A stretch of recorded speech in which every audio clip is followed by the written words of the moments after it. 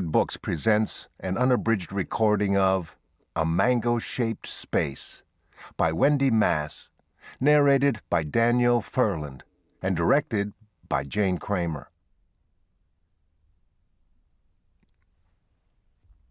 Prologue. Freak. Freak.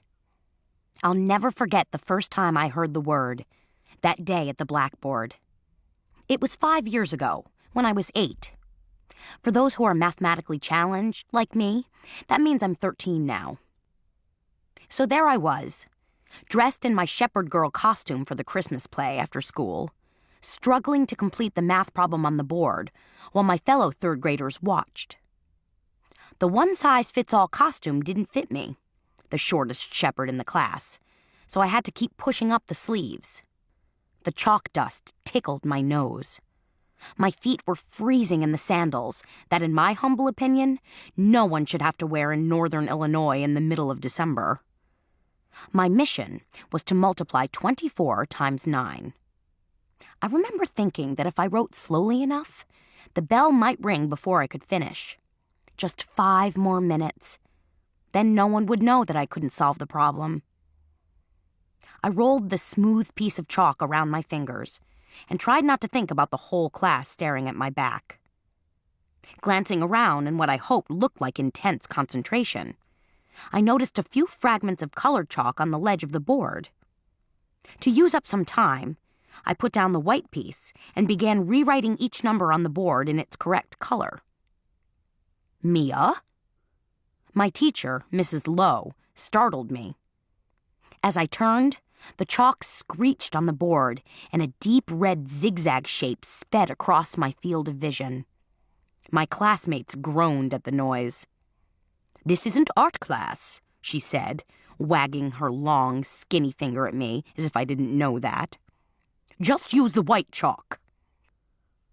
"But isn't it better to use the right colors?" I asked, confident that the other kids would agree. The class giggled and I grinned, thinking they were laughing at her, not me. "What do you mean, the right colors?"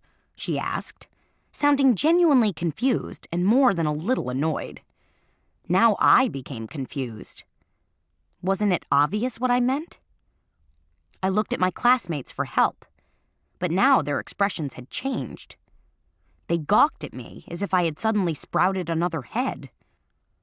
My hands started to shake a little, and I rushed out my explanation. The colors of the numbers, you know, like the 2 is pink. Well, of course, it's not really this shade of pink, more like cotton candy pink, and the 4 is this baby blanket blue color, and I just figured it would be easier to do the math problem with the numbers in the correct colors, right? I pleaded with my classmates, my friends, to back me up. This time, when the class laughed, it didn't sound so friendly. I felt my cheeks burning. Then I heard it, in a loud whisper from the back row. "Freak." Except it sounded like freak. "What are you talking about, Mia?" demanded my now clearly irate teacher. "Numbers don't have colors. They simply have a shape and a numerical value, that's all." "But they have all those things," I whispered, my voice sounding far away. Mrs. Lowe put her hands on her hips. "I've had enough of this. For the last time, numbers do not have colors. Now, are you going to complete the assignment?" I stared at her and shook my head. I suddenly felt very small, as if my skin was tightening and I was actually shrinking. A whirring sound filled my head. How was this possible? Was everyone playing a trick on me? Of course numbers had colors. Were they also going to tell me that letters and sounds didn't have colors?